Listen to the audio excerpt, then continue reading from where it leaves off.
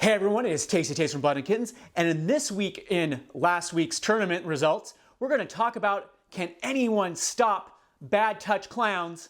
Right after this, quick intro.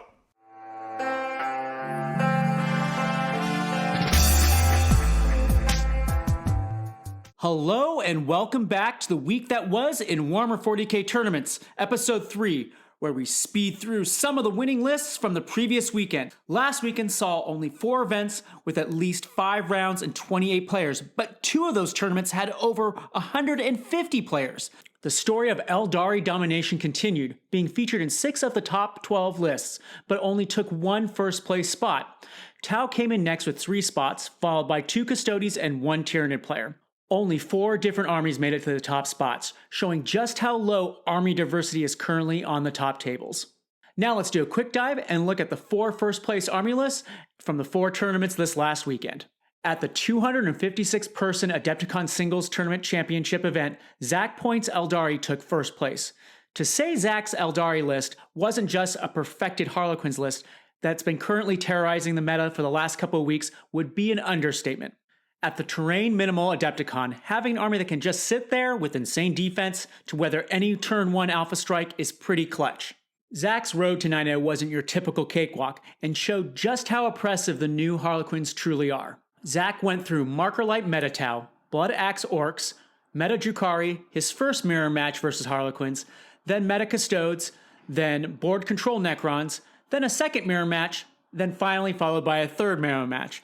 Zach's road was a true sign of a quote-unquote healthy 40k meta. Next, at the Manchester Supermajor, Innes Wilson's first place Tyranids did the unthinkable. By smashing through so many clowns, it almost makes you feel like the Crusher Stampede should still be legal after the new NIDS Codex drops. The Tyranid list was a finely tuned machine, taking the best of the current units. Hive Guard, Exocrine, 2 Harpies, a Clown Killer Hive Tyrant, and just to round it off, a Distraction Dema. The list went 7-0.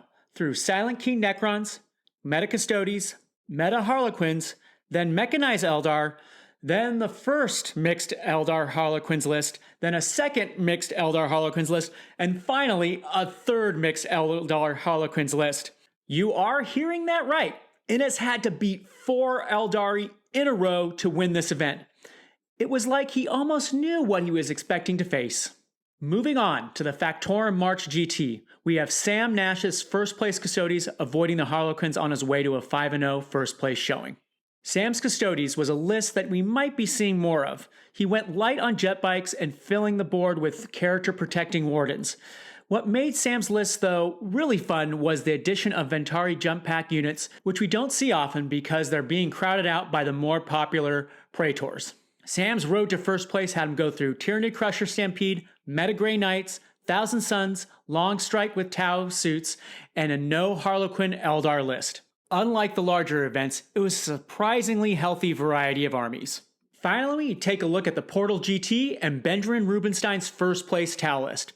Ben went standard issue Tau Sept with all the nasty goodies of Crisis and Broadsides. He also took advantage of Shadow Sun's Supreme Commander keyword to slot in nicely. Ben's overall victory went through Silent King Necrons, Indirect Eldar, even more Indirect Eldar, Custodes, and then finally Long Strike-led Tau. Ben, to his credit, won this event by not using any of the problematic rules of the Farside Enclave Ethereal Reach Around. Well, that'll do it for this week. Thanks for watching, and if you want to see the rest of the top 3 lists in detail, click on the links in the description below. And as always, if you enjoy this content, please like, leave a comment, subscribe, and then ring that bell. Thanks again.